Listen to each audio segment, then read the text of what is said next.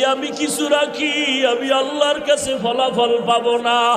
আমার খানার মতো চুলায় আগুন জ্বলে না, ঘরে খাউন নাই। এত কষ্টের মধ্যেও আমি আপনার মোহাব্বত আর আমার মাওলার মোহাব্বতে সব বিলীন করে দিলাম।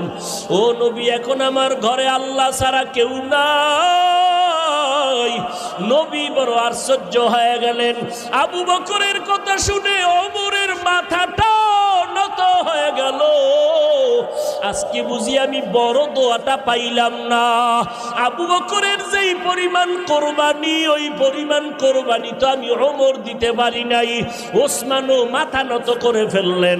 যদিও টাকা পয়সা বেশি দিয়েছি, আবু বকরের বেশি, কিন্তু আবু বকরের মতো কোরবানি তো দিতে পারলাম না। নবীও পেরেশান। হঠাৎ করে জিবরাইল এসে হাজির।